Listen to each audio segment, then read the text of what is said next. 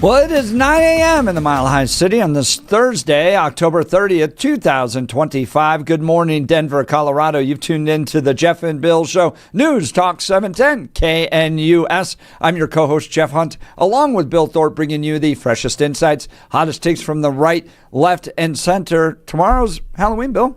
Dressing up as anything? Ooh. Yes. Actually, well, I don't know if I'm going to, but I have figured out the perfect older dude emergency Halloween costume. Oh, have you? I have got this thing locked down, and it only works for us older, slightly portly gentlemen. Kim yes. Jong-il. Here it is. No. Here it is. No? And this leans into the music side of me. Jelly Roll, the music performer. Because see, Jelly Roll. You gonna put the little tattoo on your face? Here's the issue is, kind of a larger dude. Basically, I can add a little bit of facial hair as long as I'm drawing stuff on my face. I'll do little facial tattoos, just draw stuff on your face. And then it's black boots, black jeans, black t-shirt, black vest, black hat. Super simple. And even if you don't have all the stuff on your face correct, you're fine. So yeah, perfect last minute old dude costume, Jelly Roll. I'm going as that one. Not as good as my epic last minute Halloween costume for one of my kids one year. They last minute had to go out of something, and I said, I got it for you. And with a roll of duct tape, I gave them an impromptu costume, and they cleaned up. It was a costume that people were giving him more candy because they thought the costume was hilarious. And it was just a couple of strips of duct tape. Easy one to go do as well as a Mormon missionary. Oh, easier. This is what I did. That's just a bike helmet. Took my kid and went, just put an arrow on the front of the sweatshirt, just made out of duct tape, an arrow. And so they walked up to and this isn't, again, got to realize a number of years ago. People come up to me, what are you? I said, I'm One Direction. It's the band. And the time One Direction was so big with kids and families that knew it, everybody went, oh, God, that's hilarious. And threw handfuls of candy. Came back with more candy than he's ever had in his entire life. I love it. Yeah. Peter Boyles is easy. here. Pete, you dress up for Halloween? You are dressing up for Halloween. Absolutely. Oh, come on in. He's getting ready for the show on Saturday. Peter Boyles live in studio. Happy Halloween, guys. Hey, happy Halloween. What do you dress up as? I'm giving it away. Julius Caesar. All right. just out tell of me. left field comes Peter Boyles and Julius Caesar. Yeah. We don't want Adam to be Brutus. One of my true favorite fascists from the past. Plus togas. Too. Brute.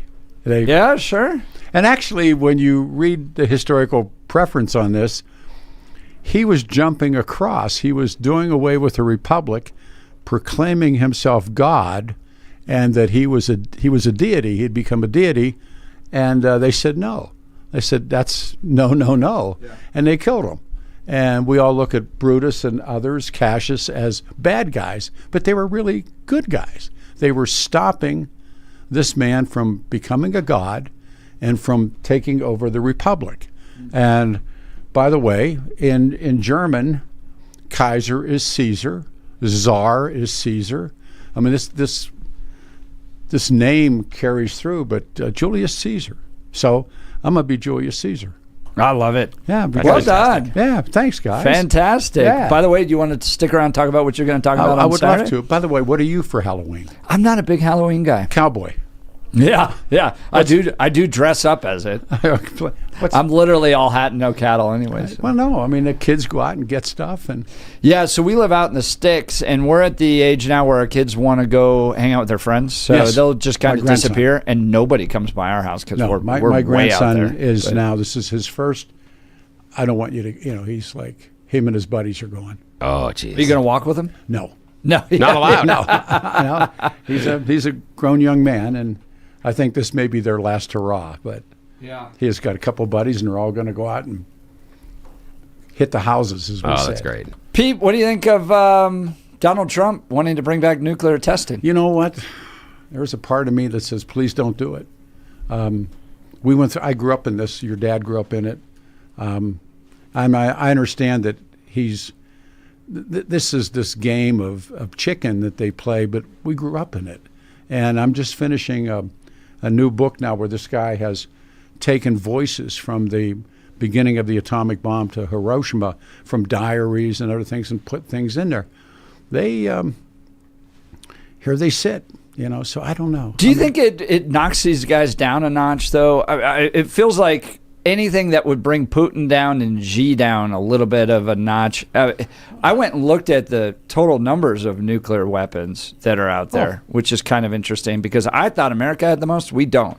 Donald Trump said we have the most. We don't, at least according to the internet. But how many does it take?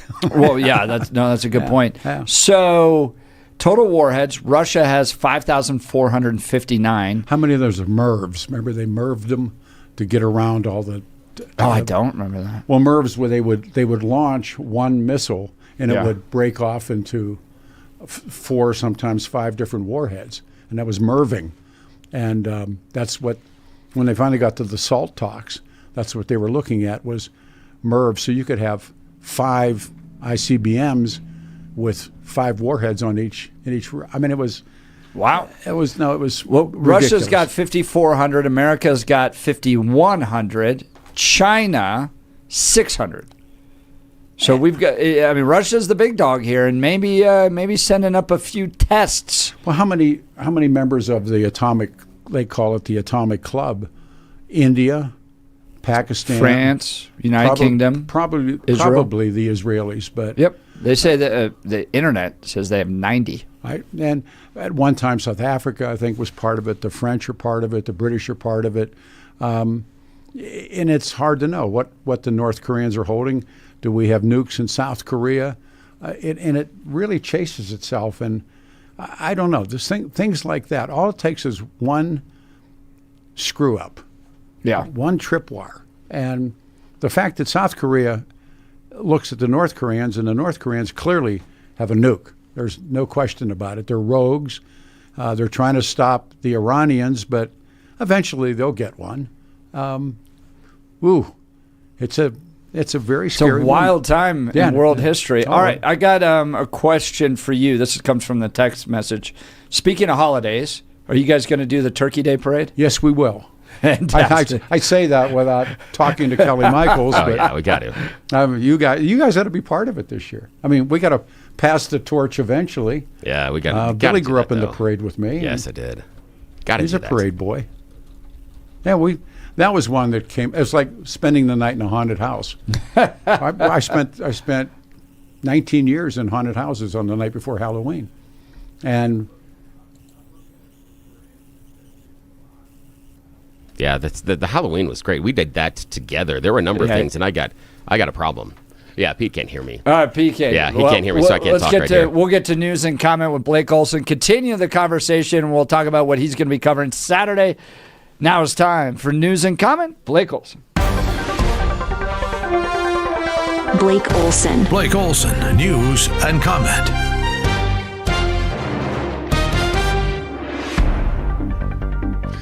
Good morning. It's Thursday, 40 and sunny, expecting a high of 57 today. News sponsored by Pastor Camp Heating and Air Conditioning at 303-777-1234 to learn more about special savings opportunities on Lennox equipment.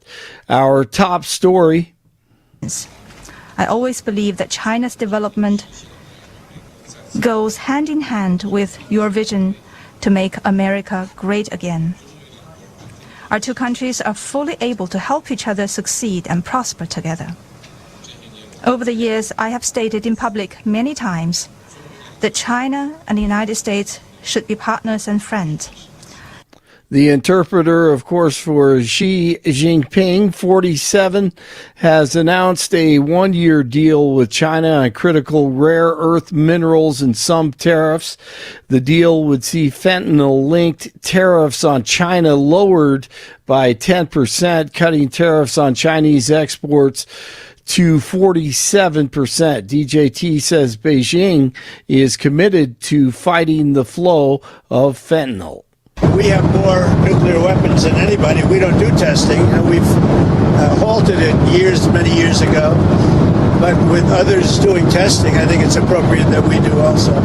And with Russia announcing that they're testing nuclear under the water, 47 ordered the Department of War to test also, first time since 1992. That was on Air Force One, that interview right there on his way back from Asia. The Senate will once again hold a vote to end the Schumer shutdown. Over 40 million Americans who depend on food benefits may see their aid come to an end on Saturday if the appropriations bill isn't passed. Majority Leader John Thune. I don't know if listing out the consequences of a Democrat shutdown moves any Democrats anymore. I really don't. In fact, more than one member of their party, way more than one member of their party, has described using the pain of the American people as leverage. National Guard reaction forces are being readied by the Pentagon. According to multiple reports, thousands of specialized personnel have been ordered to complete civil unrest mission training over the next few months. The Department of War's Quick Reaction Force of National Guard troops must be fully trained, equipped with riot control gear, and be ready to be deployed by the first of the year, because we know what the Marxist globalist commies are ready to do. They're ready to start the flames again. The death toll from Hurricane Melissa is rising after leaving a trail of devastation across the Caribbean. Reports coming in say at least 25 people were killed in Haiti. At least 4 people are confirmed dead in Jamaica, and 1 death has been reported in the Dominican Republic. Jeff and Billy have been talking about councils, committees, and civic assemblies and boards this morning. And it reminded me of the late, great Mike Leach, college football coach. Oh, man, I miss this guy so much. He was talking about committees here. Let's have a committee, because why not? Because, we're American. We love committees. Let's get us a committee. Well, who should be on the committee? Well, I don't know. This guy's a good guy. Let's have him on the committee. Well, there's people on the committee that don't even have remote associations with football, nor have they at any level other than being a fan. But you know what? Let's have them on a committee. Why not? And then, it'd be fun. We'd go to that resort. We could talk. We could hang out at dinner. And then we'll decide which 4 teams should go. So true.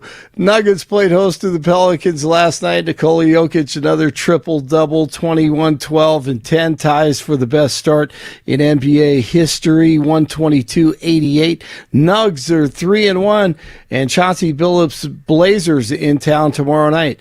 World Series Game 5 last night in L.A. Blue Jays rookie Trey Yusavich, a record 12 strikeouts for a rookie in the World Series, holds the Dodgers to just 1 run, 6-1 final. Toronto leads 3-2, and they head back to Toronto.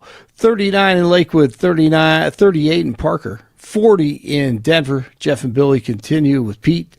Blake Olson, News Talk 710 KNUS. Cool but sunny weather on tap for this Wednesday for Denver and the Front Range. Going to be a nice stretch of autumn weather to take us through the rest of the week, through Halloween and into the weekend.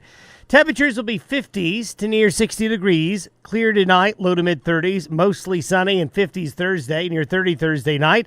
We will have a few more clouds on Halloween. Halloween, we're sideswiped by a front, but it will just produce clouds. Keep us cool in the low 50s, but we're going to warm to the 60s, even some 70-degree temperatures possible this weekend. Meteorologist Don Day in the 710 KNUS Weather Center.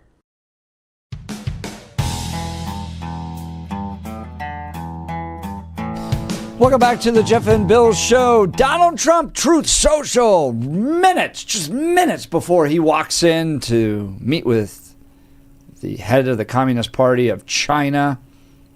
Post this.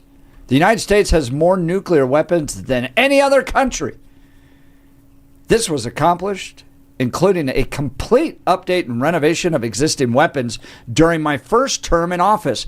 Because of the tremendous destructive power, I hated to do it. but had no choice. Russia is second, China is a distant third, but will be even with us in 5 years. Because of other countries' testing programs, I've instructed the Department of War to start testing our nuclear weapons on an equal basis. That process will begin immediately.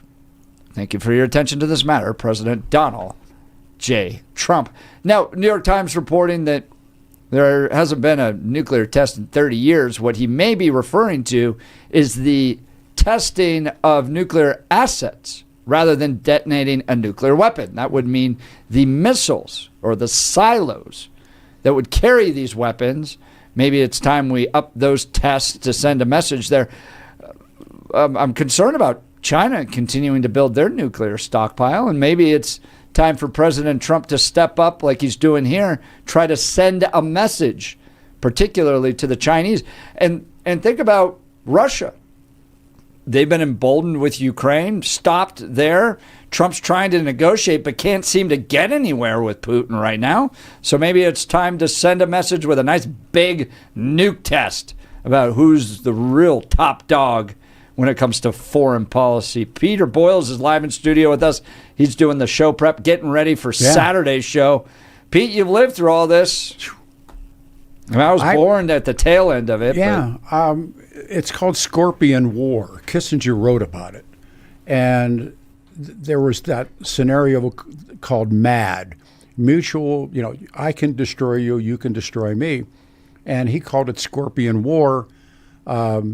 The scorpion stings, the stung scorpion stings the scorpion that stung him. And Khrushchev and Kennedy came eyeball to eyeball in Cuba. It was always that game, but they were both rational men. And they knew, Khrushchev certainly knew, given what the Nazis did, so they held back. The scenario always was the wild card. Could some terrorists get their hands on something and deliver it? You want to believe that somebody like Kim in North Korea is somewhat rational. I have a hard time with that. Little Rocket Man. Yeah, I have a hard time with that. But they also want to stay in power, and it was always the wild card. Who would get their hands on one? Would one be sold or given, especially in the Middle East, and given to somebody? And I don't know what Donald Trump's doing with this. It's a gambit. What do you think he's trying to do foreign policy-wise? Because think of this, right? He condemned the war in Iraq, was trying to get out of Afghanistan, is trying to negotiate peace around the world. But at the same time, we've got big ships off the coast of Venezuela, and he's willing to start up the nuke tests again. Most history teaches us that two-term presidents, their first term is domestic policy, their second term is foreign policy. And he's in his second term, and it makes sense. I'm watching the government shutdown, and I agree. The Republicans have power. They have enough power to end it on somebody else's terms, and they won't. Chuck Schumer is playing keep away, that game we played as kids growing up with a ball. And at the same time, would you go to work if somebody wasn't going to pay you?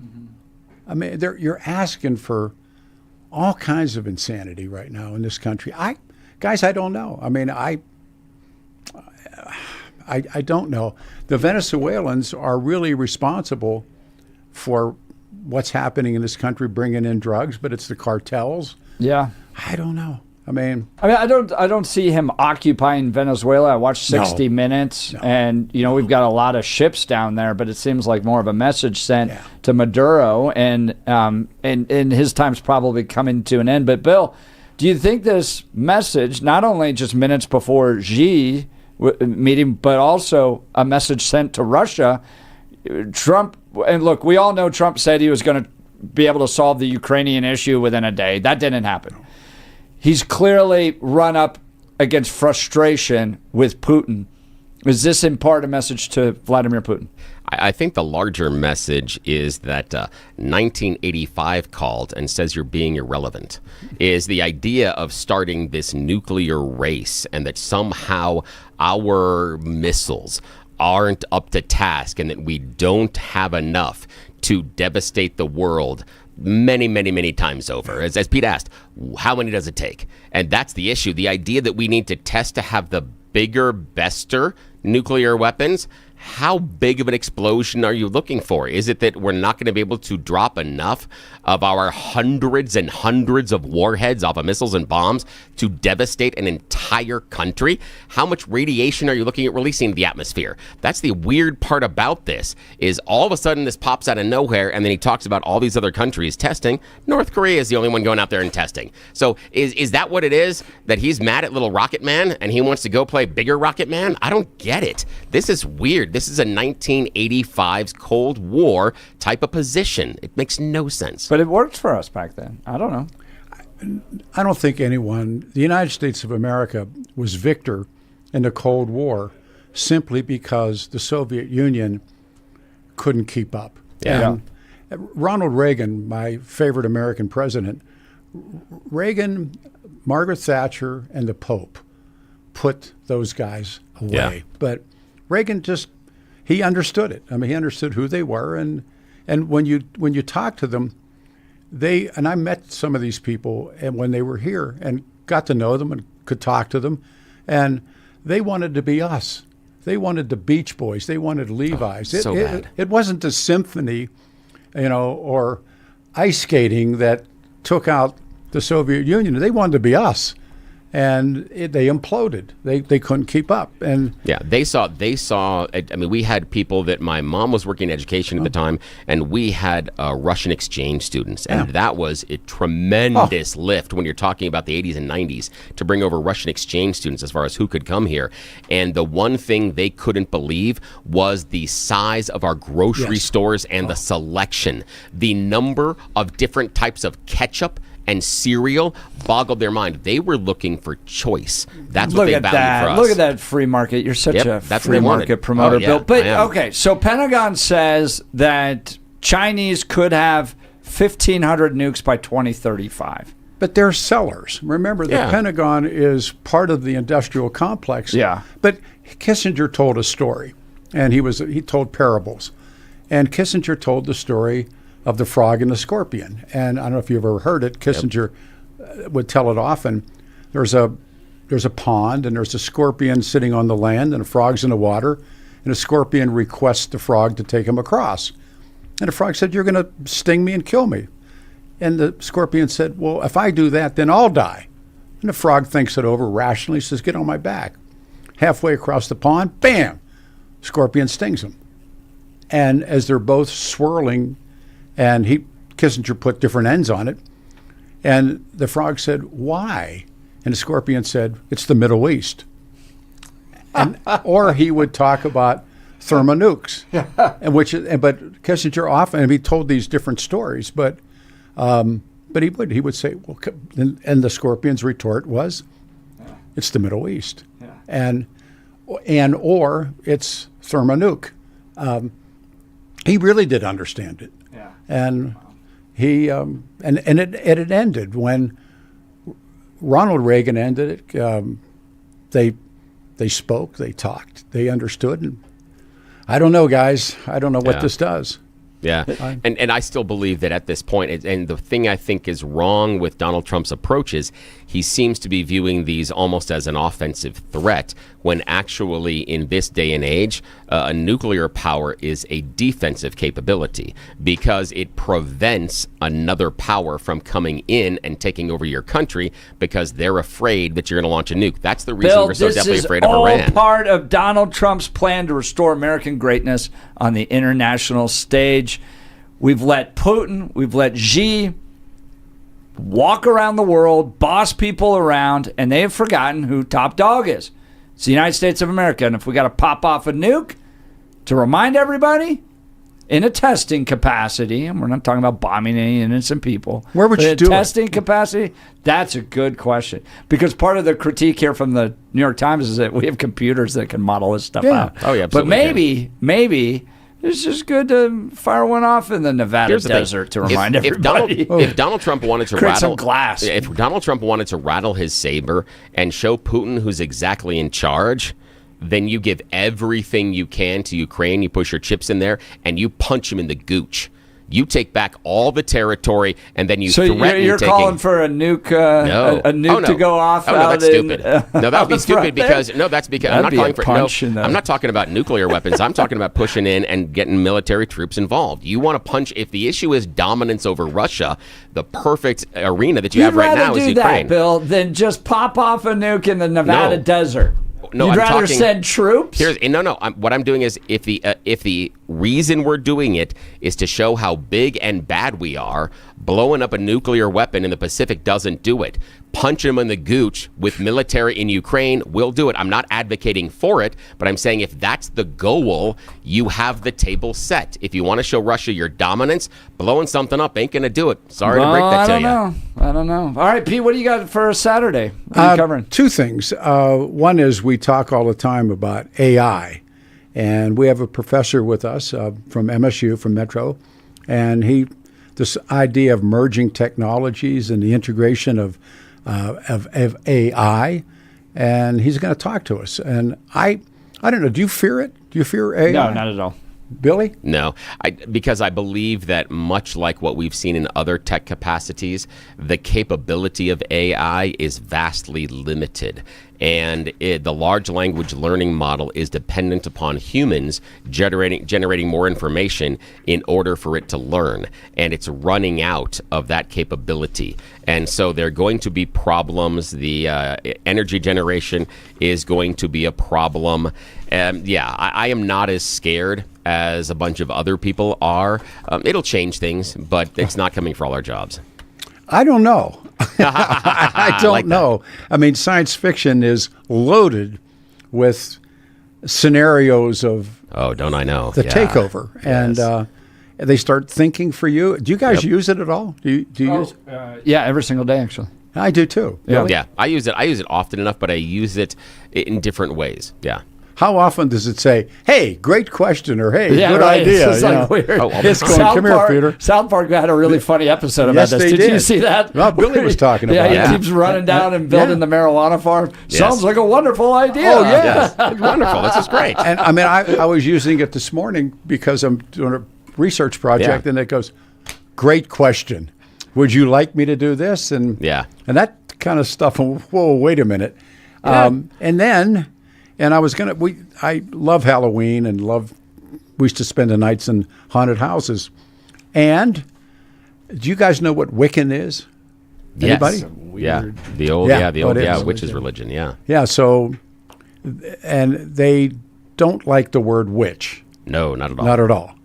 But they're Wiccans, and they're going to be with us. Right. On a late drag Halloween, but I love Halloween. Jeff and I are going to leave you a short list of people we're going to ask them to curse. Just saying if they're open for something. We got an idea.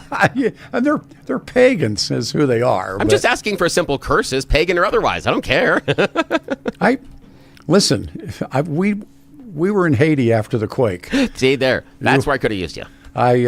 You get up close and personal, and boy, I don't know what's to what, but anyhow, so the Wiccans are going to be with us. Oh, that'll be wonderful. Oh, yeah. Listen, Billy. I love that.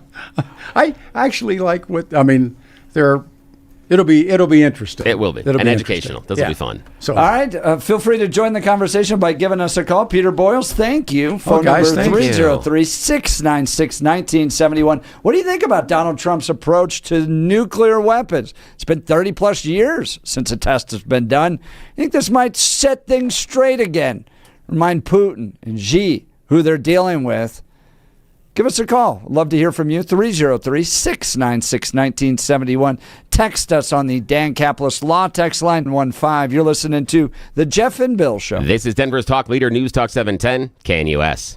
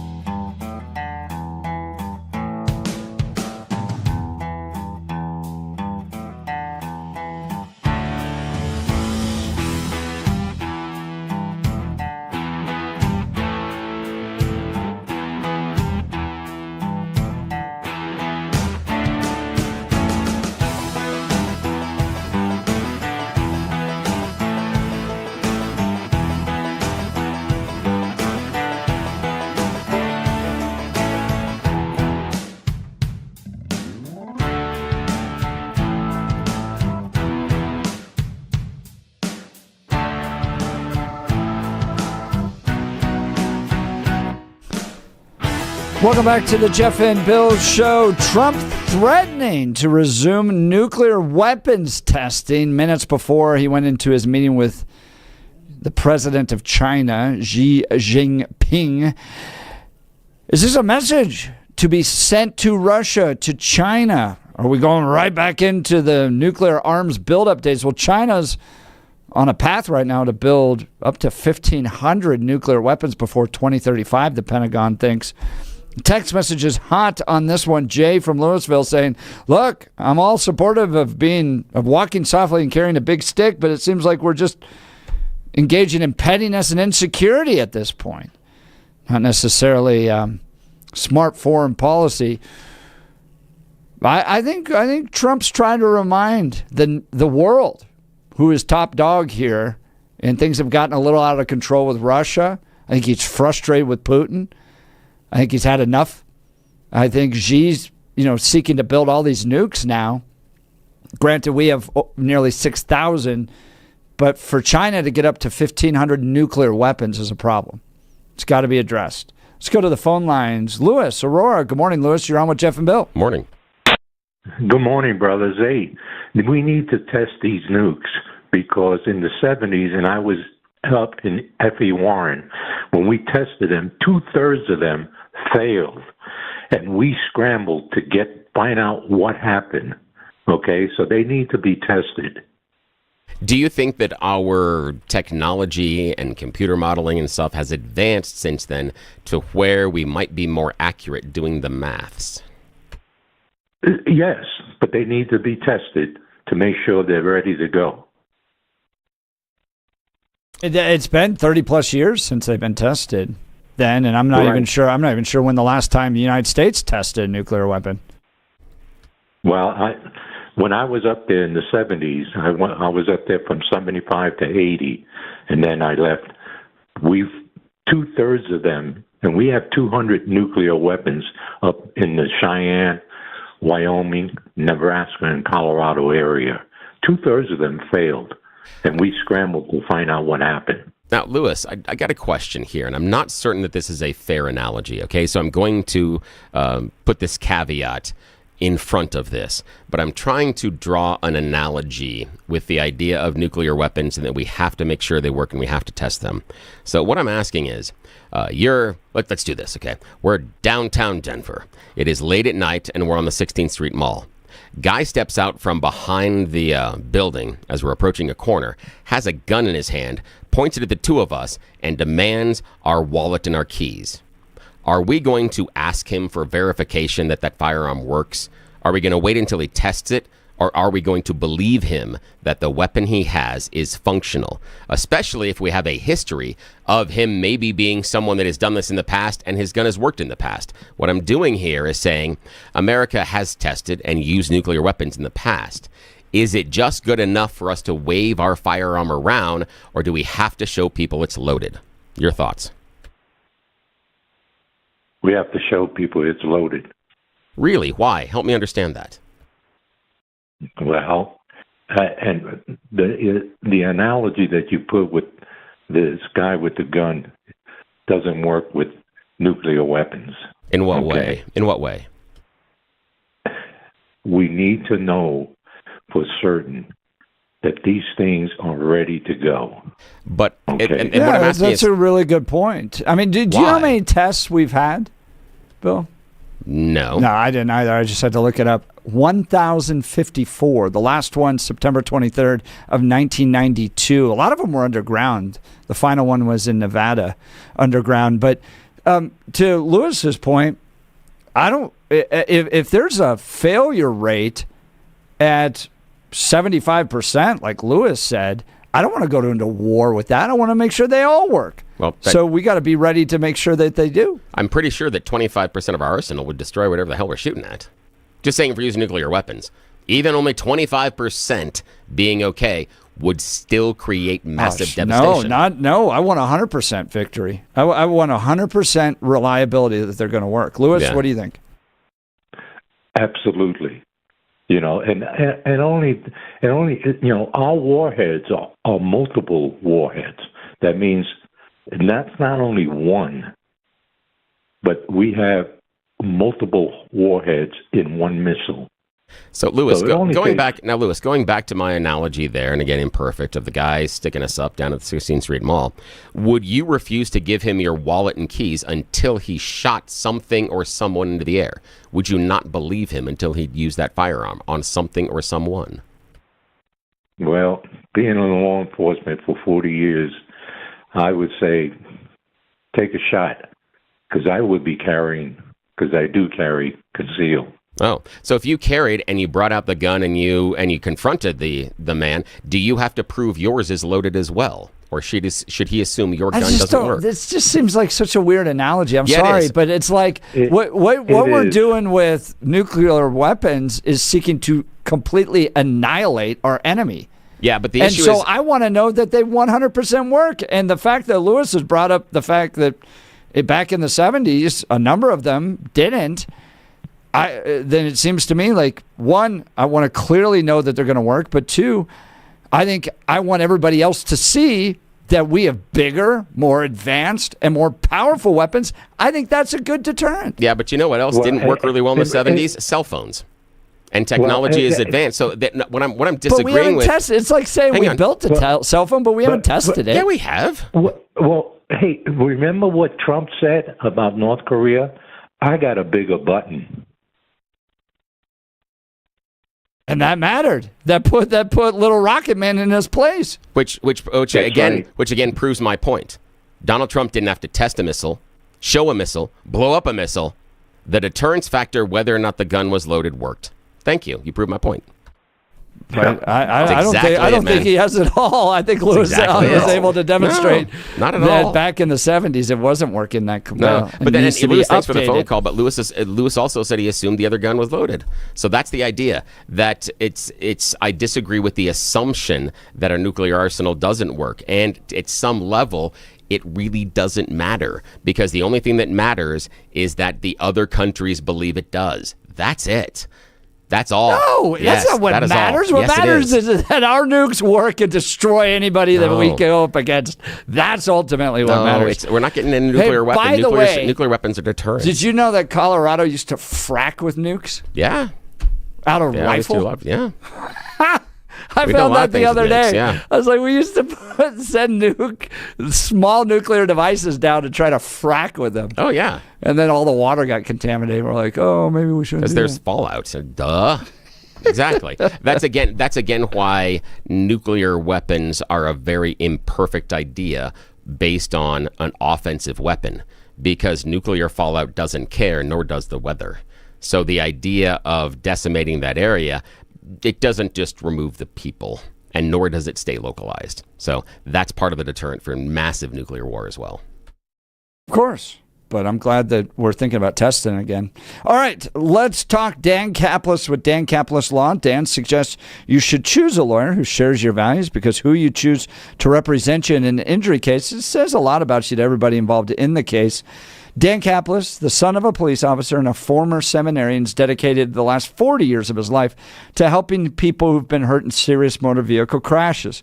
Dan is believed to be the only lawyer in Colorado history to win 5 straight multi-million-dollar verdicts in Colorado crash cases. Dan is also believed to have won the largest truck crash verdict in Colorado state history. He just got $200 million in a verdict for a family that lost their daughter in that Glenwood Springs amusement park accident, proving that the company was reckless and endangered people by having workarounds for alarms that were going off. It's just crazy. But it was his team and their investigation that held that company accountable. Is going to make all of Colorado safer. That's the type of guy Dan Caplis is. In fact, they're so trusted that Dan Caplis Law is the official law firm partner of the Denver Nuggets and Colorado Avalanche.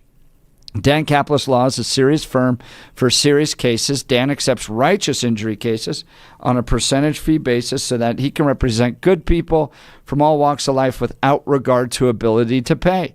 So if you need Dan's help, give him a call. Here's the phone number, 303-770-5551, 303-770-5551, or hit dancaplisLaw.com. That's Dan, C-A-P, lislaw.com. All right, we'll continue. Phone calls and text messages. Hot Donald Trump ready to resume nuclear testing. Oh, my goodness. I just can't imagine what the next No Kings rally protests are going to be. His hands on the button. His hands, nuclear war, it's all going to go. No, if they're smart, they're going to lead into the Halloween thing. And all we go as zombies, irradiated by radiation. That's what you do. That's how you do this. That's funny. All right, we'll continue. You're listening to the Jeff and Bill Show. This is Denver's Talk Leader News Talk 710 KNUS.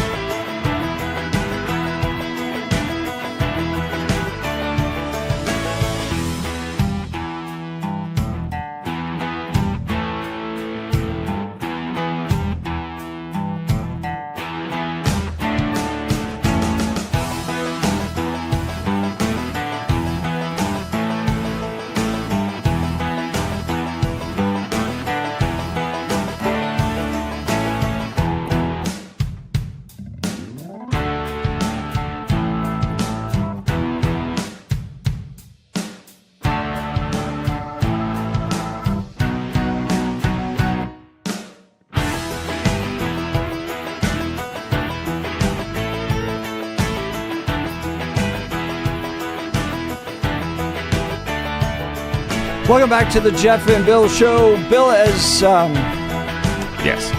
Peter Boyles pointed out, presidents in their second term tend to really focus on foreign affairs issues as opposed to domestic ones. Big trip for Donald Trump. On his way home now, visits to Korea, to Malaysia, to Japan, and he met with the Chinese while in South Korea. Seems like a big victory for me. Yeah, victory in what way? Great tour and established some connections there. It looks like he's dealing with some of the soybean tariff issues that may be taking place. So it seems like a good trip. Yeah. Outside of getting a cute gold crown, we'll see what comes of it. Again, I'm holding my breath. We've heard before about a deal with the Chinese, and then we've seen tariffs go up. And we've heard a deal before, and now he's lowering tariffs by 10% on the idea that we have concepts and plans of a deal in place. And let's see.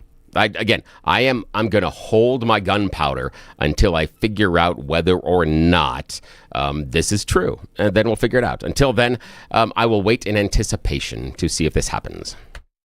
We'll have a lot to talk about tomorrow as Donald Trump returns back to the United States. I think it was a great tour. I think he did well. He represented America well, got some deals done, and now the big guy's back home.